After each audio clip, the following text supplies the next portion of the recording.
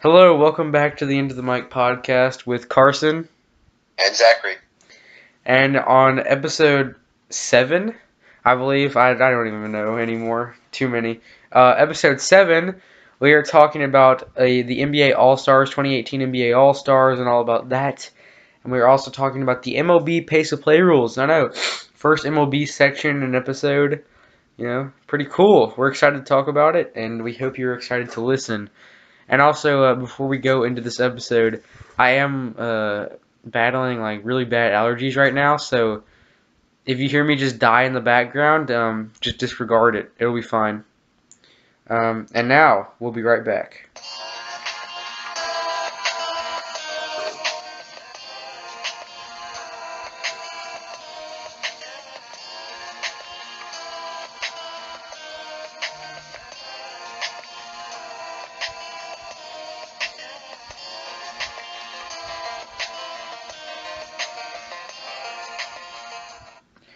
And we're back.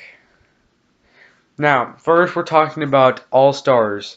Now we are going to, list out the teams in case you haven't heard of them yet. So first we have Team Stephen Curry. Now Zachary's going to list Team Stephen. All right, starting for Team Curry in the 2018 All-Star Games, Steph Curry, James Harden, DeMar DeRozan, Giannis Antetokounmpo, Joel Embiid as starters. For the reserves, Kyle Lowry, Draymond Green, Jimmy Butler, Damian Lillard, Klay Thompson, Karl Anthony Towns, and Al Horford. All right, so that's Team Curry. Now Team LeBron. Starting, of course, we have LeBron, his former teammate Kyrie Irving, Kevin Durant, Anthony Davis, and it was DeMarcus Cousins. I don't know who it will be now, so yeah, we'll talk more about that later. Reserves: LaMarcus Aldridge, Bradley Beal.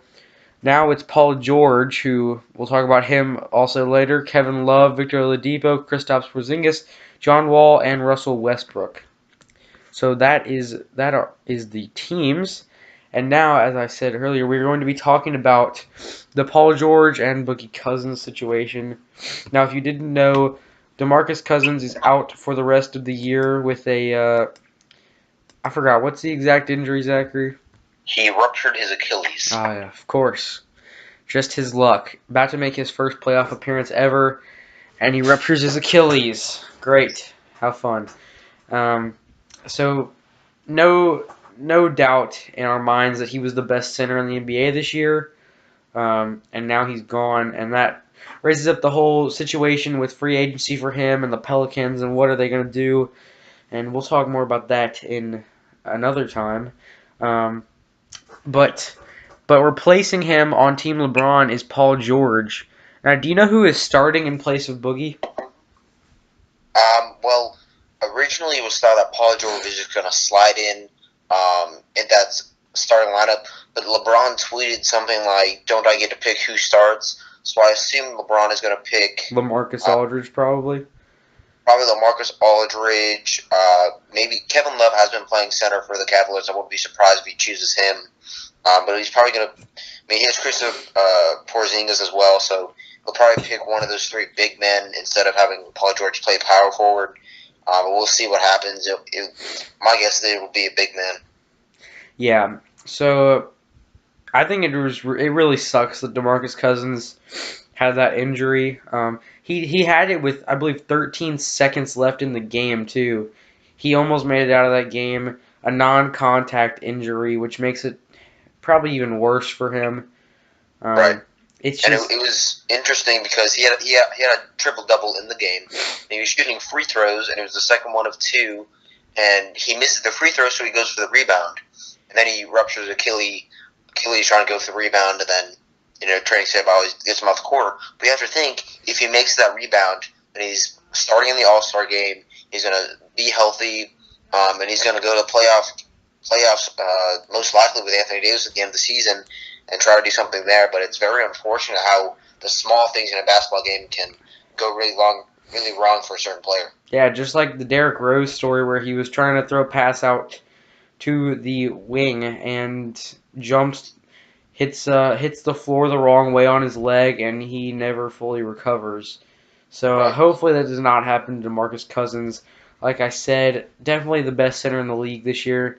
I think he should have been an MVP candidate um, because his stats, only four other players in NBA history have averaged over a season long his stats, and all four of them have won MVP or did win MVP. So I think he definitely should have been either he should have been definitely top three or maybe even number one. I think he was playing that well, definitely leading the Pelicans. It just really sucks. But Paul George, he was a snub, but I think Boogie deserves to be there for sure. Yeah, I totally agree. Yeah, so on to our next part. We're talking about all-star snubs. Now, Zachary, who do we have first? Well, I'm gonna go with Andre Drummond because I feel that he's the biggest snub. He's leading the league in rebounds with 15.2 a game, which is crazy. He can basically get a third of the rebounds for the whole team just for him. He's also averaging 14.6 points a game and 3.8 assists, which I think that's very relevant. But his only All-Star appearance in his career was 2015-16, and that year he averages only 14.8 total rebounds, which led the league in rebounds that year. The same amount of blocks per game with this year than 1.4. 16.2 points a game that year, which is just a little bit above his mark this year. He was also shooting a lot more in that Detroit offense that year. So. Right. But only 0.8 assists that year. So he's improving his passing game, and he's being less selfish with the ball. So that's why I brought up the assist into it.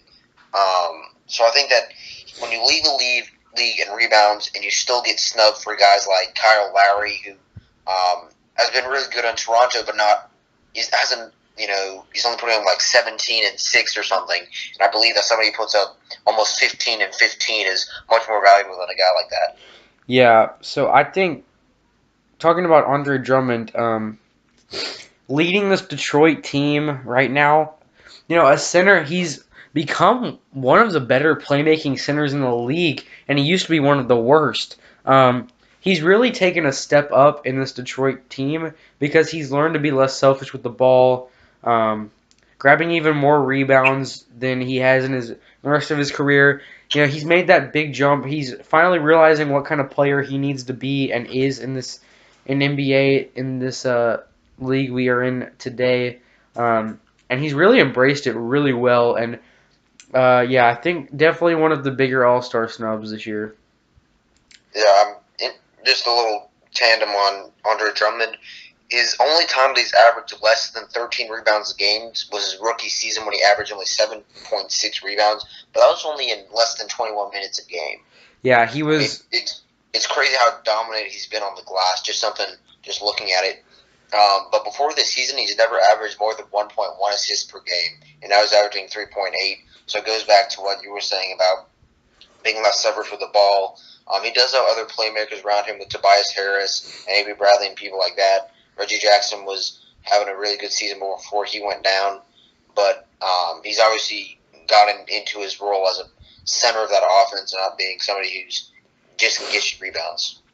Yeah, so he's taking a lot less shots, playing better in the pick and roll, much better passer, as we've mentioned already. So Andre Drummond, big All-Star snub this year. So on to the next person. Who do we have? I'm going to go Chris Paul here just because, and honestly, I was thinking more Lou Williams would have been a more snub, and we'll get to him in a second, obviously. But I was looking at Chris Paul's stats, and he's been really good all around the Houston Rockets when he's been healthy. Only 30 games played this season. He's been battling a couple injuries. But when he has played, he's averaging 19.5 points, 5.8 rebounds for a point guard, and 8.7 assists. And so, obviously, he's not getting you he's just getting you around 20 points. But when you're next to James Harden, you don't need to get 20 points. So I need to emphasize that. In past years, he's not really had big point per game production other than in 2008 and 9 when he averaged 22.8. So he's never really gotten above 19 points a game. But this year it's different because he's averaging more rebounds than he has in his career. Less assists, but obviously James Harden's taken that some away. And this is only the second time since 2007 that he has not made an All-Star game, and he's putting up similar numbers to those times. Yeah, so Chris Paul, I don't like him at all. He's only played for teams that the Grizzlies don't like, but definitely an all-star snub. Um, like you said, putting up almost 20 points a game. It basically is 20 points a game, 19.4 points per game. If he was averaging, another .1 points a game, it would be rounded up to 20. So, we'll say 20 points a game, around 6 rebounds, and 8.5 assists. And also, he's a really good defender still, even in getting up there in age. Definitely an all-star snub this year.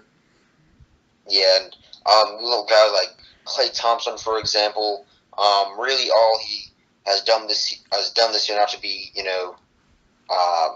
to hitting on Klay Thompson. He's a really good 3-point shooter, but really all of his stats show that he's a good 3-point shooter, and really with that he's been streaky that he's averaging 20.3 points a game, I believe. On a crazy 3-point percentage. Last time I checked, it was like 45% from deep, but it's not something that he doesn't really do everything for his team like Chris Paul does. I would officially 20.2 points a game on 45.2% from three, but everything else only 4.0 total rebounds and 2.6 assists. I would definitely take a guy averaging 19.5, 6, and 9 over a guy that averages 24 and 3, basically.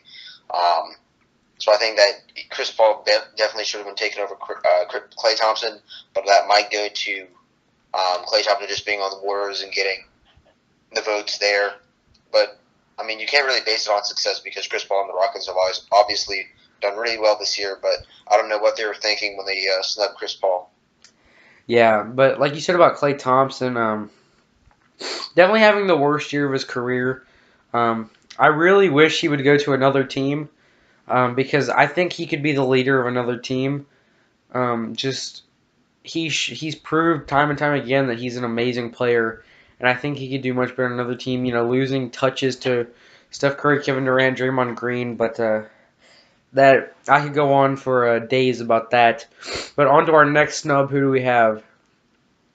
Lou Williams, who actually tweeted when he didn't get in, when Paul George got in over him to replace Boogie, he tweeted something like, it's worse than one snub, two, which is kind of funny. He's averaging 23.6 points a game, obviously a career high, 2.5 total rebounds, 5.2 assists. And I think when you look at his stats, all you see is scoring, but even his scoring is way down a little bit because he didn't even start until 20 games in when they started having injury problems with Austin Rivers. Milos Teodosic was down for a few games. Obviously, they don't have Patrick Beverley until around that early 20-game mark. So he's really had to step over the point guard, and he's 31 in his season. He's never been more than a six-man off the bench, a good six-man, but nothing other than that. But this year he's really stepped up and is starting point guard role, really thriving in it. And he's shooting 40% on the dot for 3-point percentage, which is good enough, and especially when you have a team like the Clippers who kind of need that 3-point scoring. They have like Blake Griffin and DeAndre Jordan, but they don't really have, obviously Danilo Gallinari is out. They don't have a lot of shooters and playmakers, and Lou Williams has shown that when he's having a career year like he has this year, this Clippers team can maybe sneak in as the 7th or 8th seed. Yeah, see, this is the one that we disagreed on. In this spot, I put Dennis Schroeder of the Atlanta Hawks. Having a career year, he's really leading this young Hawks team. I know they're really bad, and you look at their record and you say, oh, well, he's leading the worst team in the league, but he's still doing amazing. Even if it is the worst team in the league, 19.6 points per game, 3 rebounds, 6.4, 1.1 assists per game, 1.1 steals per game on 43.5% from the field. Now, his stats have dropped off a little bit of late. I will take that into account because he's had a couple of down games. I still think that he maybe not. I could see why a lot of people would say no, but I think with the way he's been leading this young team and with how young he is, and I think that he could have made it this year over a player like Kyle Lowry. Yeah, and I'm going to go on another snub. Kemba Walker, who's also in the East. I think even just comparing Kemba Walker and Dennis Schroeder, I think Kemba's the better of the two. Like you said, Schroeder has kind of been struggling as of late. He had a 9-point game, an 11-point game a few games ago, so obviously his stats are down a little bit. But Kemba on the season averaging 22.1 points a game, 3.5 rebounds, and 5.8 assists. The points are second most in his career, other than last year when he averaged 23.2. Schroeder only averaging 19.6 points a game, 3.0 rebounds, and 6.4 assists. Obviously, Schroeder is leading his team with really no other true all-star, obviously, but no other really leader. They have some young guys like John Collins there, who's obviously not an all-star, but they're really good role players at least. Good starters. When they're on, they have Torian Prince there and Kent Bazemore. But Kemba Walker, you have to take into account, he's leading the Charlotte Hornets, who have we talked about this last time. They have a whole bunch of these bad contracts with minimum talent. They've had Nick Batum's have injury problems, and Kemba Walker's really been leading this team. It's really been him and Dwight Howard show who himself is averaging a double-double. So Kemba Walker is the leader of this team. He's averaging more points, more rebounds, almost similar assists if you round Schroeder down and Kemba up. Rounded to the nearest whole assist, and they're averaging the same assist. And so I would definitely take Kemba over Schroeder. Yeah. I think Kemba is definitely a better player, but you have to take into account Kemba has much more talent around him on Charlotte than Schroeder has in Atlanta. So I think that one could have gone either way. I can see why people wouldn't say Schroeder, but I think if he had a little bit more talent, those assist numbers could go up, the point numbers could go up because the defense wouldn't have to focus on him all the time. He would have some more wiggle room, and those are two 3-point guard snubs actually. And now to our final one. This is probably the most interesting case. We said we would talk about this earlier. Paul George, who is technically a snub, but is technically not because he made it. So that's weird. Right. Because it's uncommon, especially with this whole draft thing, which obviously new this year, that you have a guy who has been picked to the All-Star game, and literally, like, the second game that he's played after that, maybe even the first one, this was Friday night, I believe. The next game after the All-Star reserves and the draft actual teams are announced, he goes down for the rest of the year. Especially to somebody, like we said, best center in the league this year. The other competition would probably be Anthony Davis, who's on his own team, but for positional reasons, one of them has to be a power forward, and I think Anthony Davis is more of a power forward. But anyway, DeMarcus Cousins is probably the best center in the league, and now he goes down with a ruptured Achilles, who in itself is going to take 8 to 10 months to recover. And between playing again, he's going to be playing for possibly a different team.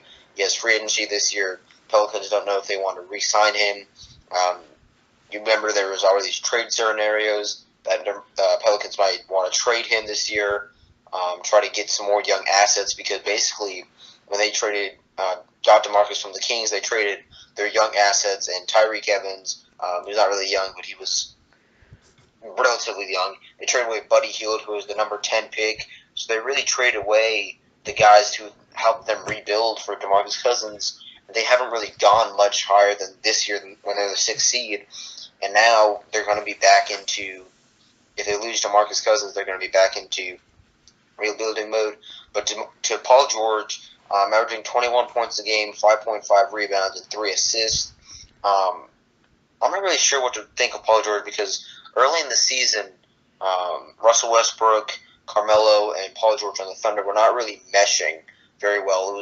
They would have these really good games, and all three of them would have really bad games, especially with Melo, who would kind of have these 23-point games, and then they have 6-point games on really inefficient shooting. Paul George, I would say, has probably been the most consistent of the three. and it hasn't been consistently good like he's been for the Pacers, but it's been consistently getting you 20 points a game, getting those rebounds. He hasn't had to play some time at the small power forward positions. That might change with Andre Roberson be announced as out for the year. He might have to log some shooting guard spots. But just to wrap it up, he's shooting 42% from three, which is it's career high for him. So he's obviously learning his role in the Thunder offense.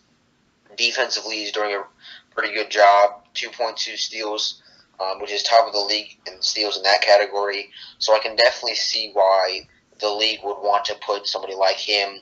But I think there was guys such as Chris Paul, who was doing really well all around.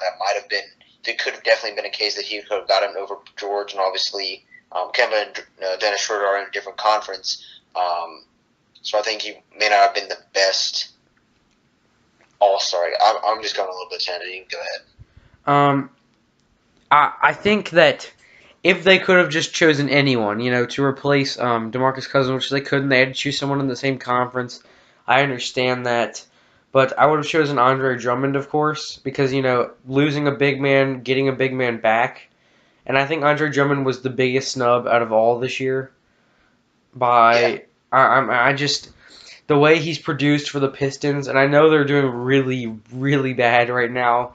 But they lost Reggie Jackson. They don't really have any other pieces other than Tobias Harris, Andre Drummond, and, Stanley Johnson. Yeah, Avery Bradley. He's been up and down this year, and Stanley Johnson has been horrible, and it's just I think Drummond could have picked they could have picked him if they're in the same conference. Sadly, they aren't, so they couldn't have picked him. But Paul George, like you said, maybe a Chris Paul or someone else, Lou Williams maybe, to replace DeMarcus Cousins, but. Yeah, so it's interesting that it did choose a small forward and not a center, but what other centers really are there to pick, though? Yeah, and I think they were kind of looking at Lou Williams and Chris Paul and thinking that we need to get somebody who could probably play a forward, not probably, but who does play a forward position. And could possibly play power forward, and, Yeah, so I think that's, are we done with, or do you have any more snubs we need to talk about? I don't really have snubs. Yeah, I think that's it. All right. So, on to the next section. We are talking about the MLB pace of play rules, our first MLB section ever talking about on this podcast. And the first rule we're going to... Oh, wait. Let me introduce pace of play rules. So, if you didn't know, baseball is really slow and boring to watch most of the time. So, they want to change that because, they need to make money. They need people to watch the games. They need people to come to the games. And people don't want to sit there and watch an 25-hour baseball game. So they're trying to limit time with things like a pitch clock, mound limits, manager reviews, all that kind of stuff. We'll talk about all those things. But yeah, that's pretty much it. So the first thing we're going to talk about is the manager reviews. So, Zachary, first we're going to decide. First, we're just going to say whether we agree with this rule or not. So the manager reviews is basically the managers would not be able to look at a call again, like watch a replay of it. They would have to play it by eye, just stuff like that. So Zachary, do you agree with this rule or not? Personally, I think this is definitely interesting to be thinking about having managers having either less time to review. Obviously, they have 30 seconds now to review a play to see if they want to review or challenge the play or not. So that in itself is going to take up 12, 15 minutes a game, with both managers doing that for any controversial out, or some stadiums have the wall, so you have to see if the ball went over the top for a home run or just a double or whatever. As we review things like that. I do think they should change that, because if you can either limit the amount of challenges that managers do, or just reduce that time from 30 seconds down to 10, 15 seconds, which doesn't sound like a lot to get the video set up. But, I mean, if you go to a game or you're watching a baseball game, you're not going to want to sit there and watch the umpires wait for the managers to make a call. You're going to want baseball to be played and not just wait around for baseball. Yeah, when you're watching baseball personally, see, I am actually one of the few people I know that can actually sit there and watch a baseball game, depending on who's playing. But a lot of people, they hate watching it because it gets boring. Like, if you go to a baseball game, you want to watch baseball. Like, you want to watch people throw the ball and then hit it and run, and if you don't want to sit there and watch these managers who you don't want to sit there and watch them see if they want to make a call, and then if they don't even want to make a call, they just wasted 30 seconds to a minute of time, and it builds up over time, and it's just I definitely agree with these rule changes. If they were to happen, I would definitely agree with it.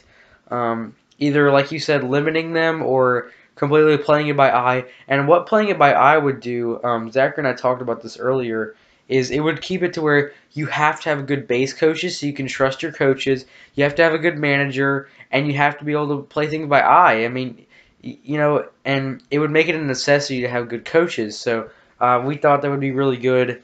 I definitely agree with this rule. And do you have anything else to say about this one? Um, just about everybody having to use their eyes. I think that would also force the MLB to talk to their umpires, especially like the second base umpire and home plate umpire. When they're sliding in for home base, that they'd have to be more watchful for any plays and outs. They'd probably have to be trained to look at the ball and the bag at the same time. Things like that. So I think it'd be improve the umpires, improve the managers, hopefully improve the base coaches, and I think it'd speed up the game, which is something I would like to see less of. Is managers holding up their hand, waiting, looking back at the replay, guys say, "All right, no, we don't really want to challenge this, so let's just move on to play." You're just wasting 30 seconds of our time in between pitches. We just want to see baseball. Yeah. So I think we both agree with that rule change and the idea of that. Now on to the next one. This is probably the most controversial one. A lot of players hate this idea, the pitch clock rule. So basically what this would do is they could make it however long they wanted. They could make it, 5 seconds if they really wanted to be mean, which would not be good at all. Or they could make it 30, 45 seconds, a minute maybe. But I think, it would make, like Zachary told me earlier, he said, some pitchers would have to change their throwing motion or their warm-up or all the stuff that they have to do before they actually throw it if they have a limited amount of time to throw it.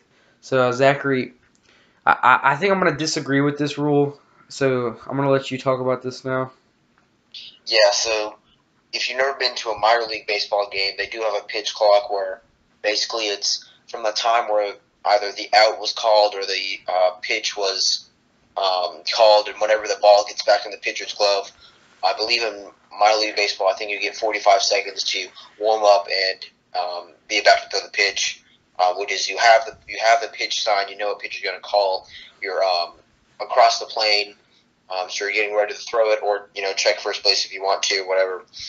So basically, if you have a guy, in baseball, there's guys who take really long to warm up, and then there's guys who can just go really fast, and you can tell which one it is in the first couple innings. This guy works fast, and then especially when you have one of each kind, you have one guy who can get through 3 outs in less than 3 minutes or something like that. If it's obviously nothing really big happens, and you have other guys who have to take do all this rosin bag and putting the ball in between each hand, getting the twisting, I'll put the sand in your shoe, whatever, something stupid like that. But they do it for routine because that's how they've warmed up all their lives. And so basically, if you put it too short, those players have to redo the routine, possibly change their how they look at the catcher, things like that. And I think if you put it too long, to about a minute, then that's just useless, and that's just unnecessary time limits. And so I think, obviously, the player union the MLB Major League Baseball Player Association, they have not been very open to this at all. Publicly, they've said that they do not want this to change. And personally, I don't think it's necessary, because if you can, it definitely would be nice if all pitchers could be fast, but it's not something that you could force all players to get the sign and warm up all in 30 seconds, especially if you want quality baseball and not just rush baseball. Yeah. I think it would come to pitchers being rushed and possibly having wild pitches and things like that. And you may think that's stupid, but you really, in the game of baseball, it's all of the mental stuff. You have all the you have the lights beating down on you. You have the sand. You have the conditions. You have the uniform. You have your routine. You have the catcher. You have the signs.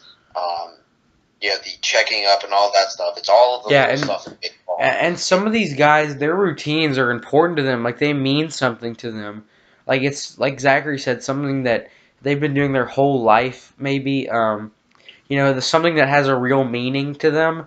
Like, maybe they did it because, I don't know, maybe a relative of theirs died and they used to do it. So they decided that that would become, their warm-up. And to take that away from them, I think, would be wrong.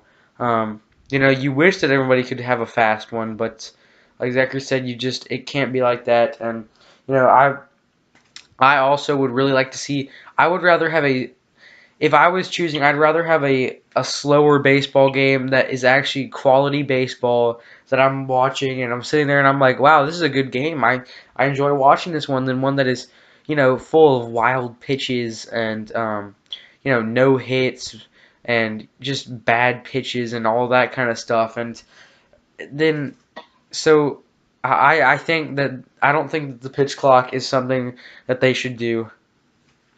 Yeah, I definitely agree. Alright, so on to the final rule change. We're talking about the mound limits. Now, mound limits is, if you watch baseball, you know that usually when a pitcher is doing bad, the manager of the club will usually go out there first and he'll give him a little pep talk. The catcher will go there, maybe some of the basemen, and they'll have a little talk. Now, some managers, they do it like maybe 2 times a game because, they are reasonable with it. But the reason they need to suggest this is because some managers go out there like 3 times an inning, and it gets ridiculous. So that's definitely why they've suggested this rule. Now, I personally really agree with this rule. I think it could really shave a lot of time off games because manager visits can get up to they can get really long sometimes because the manager is trying to talk to them and they just won't stop talking and it just never ends. And if they do them a bunch, then that time really does build up.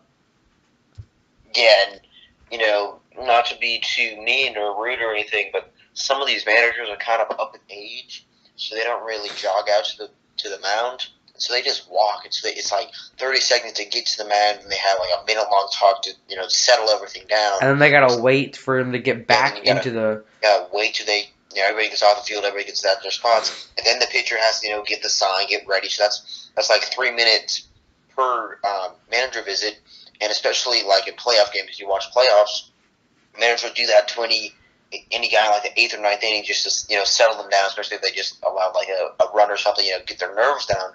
But after a while, you're watching the baseball game, you say, okay, let's speed it up here, please. Let's not, just watch 2 guys come out, talk to each other. And especially what pisses me off is that when you have like a pitching change, a starter goes out for a reliever, or a reliever comes in for a reliever for like a lefty-lefty, righty-righty matchup.